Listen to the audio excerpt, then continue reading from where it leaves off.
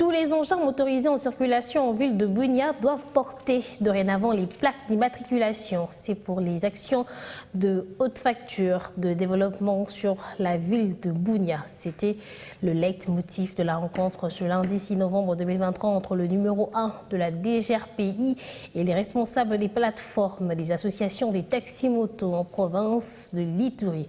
Le point avec Eric Mbissi. Désormais, tout engin motorisé en circulation à Bunia doit être muni d'une plaque d'immatriculation. La Direction générale des recettes de la province de l'Ituri accorde ainsi un délai d'une semaine à dater de ce lundi 6 novembre 2023 aux détenteurs de ces engins pour se mettre en ordre. Pour s'acquitter aisément, le paiement se fera de manière fractionnée à 25 $ américains. C'est l'essentiel de la réunion d'harmonisation des vues présidée ce lundi par les DG de cette régie provinciale à l'intention des responsables des plateformes des associations de taxis-motos de l'Ituri, et c'était en présence du conseiller en communication du gouverneur militaire de l'Ituri, le lieutenant Jules Ngongo Chikoudi. Aloa Étienne Obema revient ici sur l'importance de cette identification. Du côté sécuritaire. Sur le plan sécuritaire, la plaque nous aide à bien identifier les motards et permet d'aider en cas de problème et va contribuer à mobiliser les recettes et valoriser les développements aux motards de venir s'en procurer.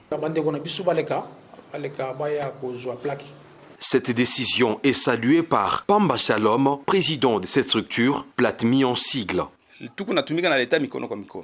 Nous travaillons main dans la main avec l'État congolais. Sans l'État, nous ne pouvons pas fonctionner. Vice-versa. C'est mieux de s'attendre et respecter car nous représentons les syndicats et avons le devoir de les défendre en cas de problème. Il faut dire que la stratégie adoptée par l'actuel staff dirigeant de la DGRPI pour un recouvrement apaisé auprès de cette importante couche sociale vise à doter des moyens nécessaires et conséquents à la province afin d'exécuter plusieurs projets de développement, entre autres la modernisation de la ville, l'entretien des routes d'intérêt économique, ceci pour le bien-être de la population de l'Ituri, satisfaite déjà du travail palpable et enviable abattu par l'administration militaire sous la gouvernance du lieutenant général Lubuyanka Chamadjoni.